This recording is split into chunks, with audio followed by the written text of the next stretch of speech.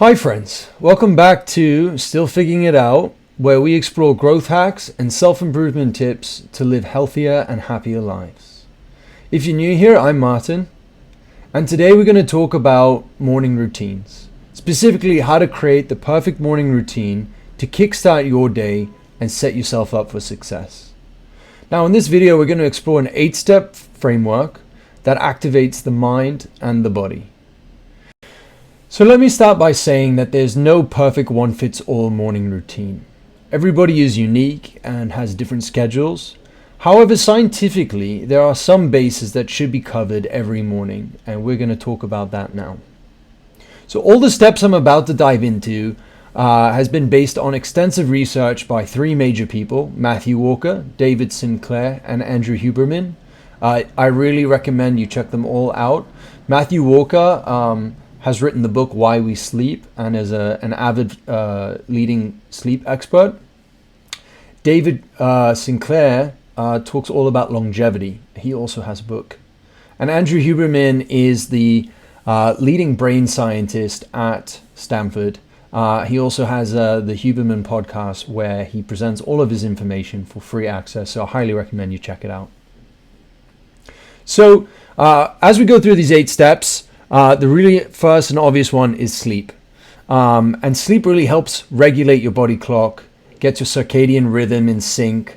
And the way I look at it is it has 2 key components in the morning. One is making sure you get enough sleep. So what does enough sleep look like? That's 6 to 8 hours, depending on your kind of physical needs, with a nice median number of around 7. The second component that's really critical is waking up at the same time. Choose a 15 to 30 minute window and really wake up at that exact time, because that really helps your body get some of that consistency so it doesn't feel so tired and lethargic day to day. The second step is liquids. Super important in the morning to hydrate. Your body hasn't been drinking any liquids all evening. So what you want to do is avoid coffee first thing in the morning, particularly on an empty stomach. And you want to drink 1 to 2 glasses of water. The component after that that's really important is movement. So your body has also been largely sedentary all night. And so 5 to 10 minutes of gentle mobility in the morning is super critical to get the blood flowing, to avoid injury, to generate a little bit of flexibility, and it also will wake you up. After some movement, you want to get some sunlight. So 10 to 15 minutes of direct sunlight in the morning or 20 to 30 minutes of indirect light is super important. You don't want to have any sunglasses on. That doesn't mean stare at the sun, obviously, but you really want to make sure that you're getting that light into your eyes. Now on overcast and rainy days, what I tend to do is turn on all of the lights in my apartment and just make it as bright as possible. It doesn't have the same benefit, but it does get your body used to that rhythm and does still help with kickstarting the body's natural rhythms, improving alertness and ultimately mood. After that, I really recommend spending some time around calming the mind.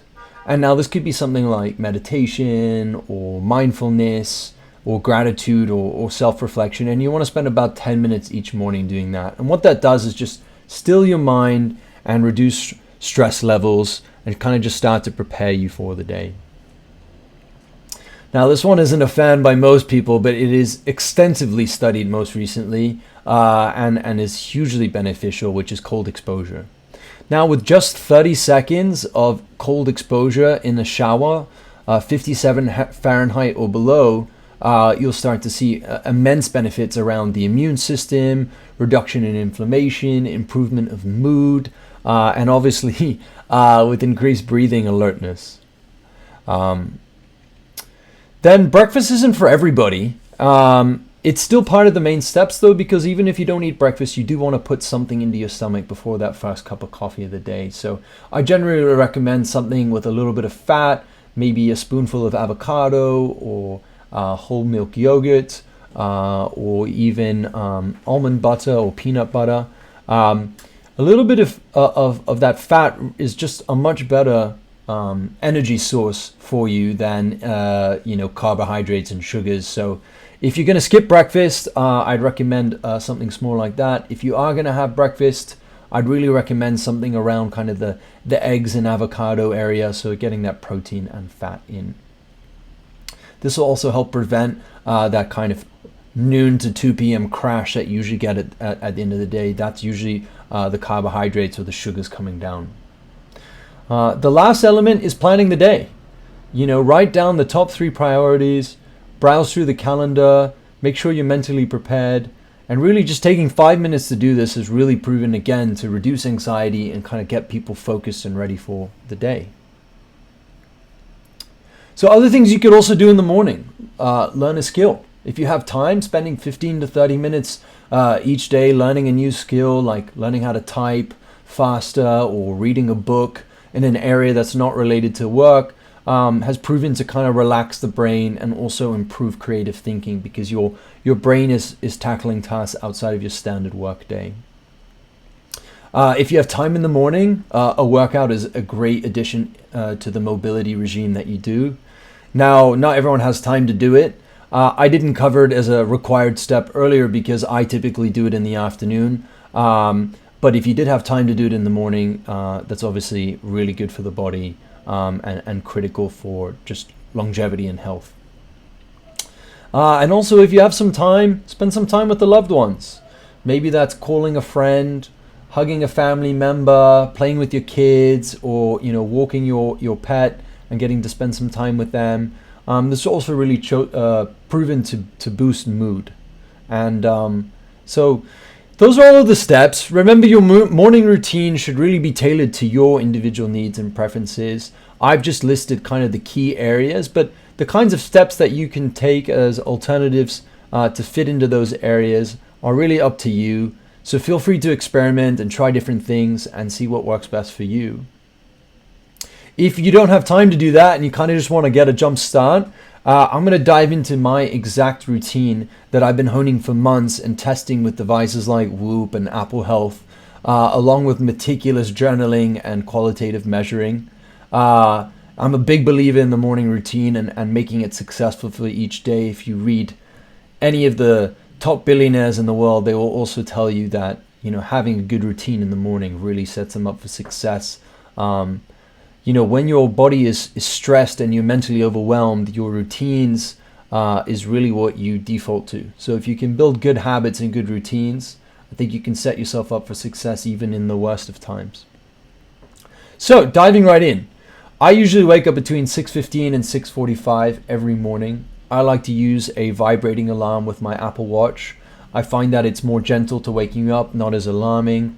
My partner also doesn't like to wake up as early as me, so this is a nice, easy way for me to be able to get woken up without affecting her sleep. And typically, I sleep with the blinds open because natural light is also a great way to be able to wake yourself up in the morning. So if you can combine those two elements, it's just a bit more of a gentler wake-up experience than kind of jolting with a loud alarm. I immediately hydrate right after I wake up. So I drink athletic greens along with a blend of Four Sigmatic mushrooms for focus. And I grab a spoon of almond butter. So that just kind of gets my stomach and digestive system starting in the day. Don't worry, neither of those are sponsors of my video. Just personally love the products and have used them now for multiple years. Right after hydrating, I go straight into the mobility, right? Get that blood flow going, get relaxed. So I go into a 10 to 15 minute upper and lower body, very gentle mobility. You want to avoid the static stretching. Your muscles are really tight, so static stretching is actually really bad for you and can cause muscle tears. You also don't want to jump straight into heavy activity. If you are going to work out later in the day, this mobility is a great way to just kind of warm up the body and get yourself ready for that workout. I then go straight into the shower and finish off with a kind of a 2-minute cold water exposure. That really gets my breathing going, oxygenated. I feel very alert and very well. Cold water is also proven to be really good for the skin. It helps close the pores, trap the oils in to the body. So yeah, in general, it's just really, really good for you. So I really recommend doing that in the morning. After that, I run through my morning routine, brush my teeth, make my bed, get the place kind of set up, and then I go straight for grabbing the leash and taking my my dog for a walk. This allows me to get a little bit extra mobility in, get my sunlight exposure, and have my pet start off the day also healthy with some sunlight and some mobility. Once I'm back, I quickly throw down some food so he can be distracted, and I go sit and meditate for 10 minutes. I have been practicing transcendental meditation now for multiple years. For anybody new to that, that's just really where you repeat a mantra over and over for 10 to 20 minutes and just try and achieve complete stillness. So I strongly recommend doing some form of mental conditioning, whether that's meditation or mindfulness.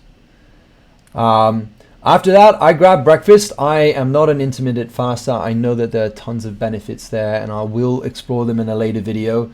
But I personally love a nice big breakfast to kind of get me started for the day. So I grab 2 eggs, some avocado, and maybe some other protein in the morning. And then lastly, I will clean everything up after brekkie. I will make my first cup of coffee and then sit down, and that's really where I start to plan my day and start to browse through my work emails. I take 5 minutes to write kind of the critical list of things for me to tackle this day, and then I get started.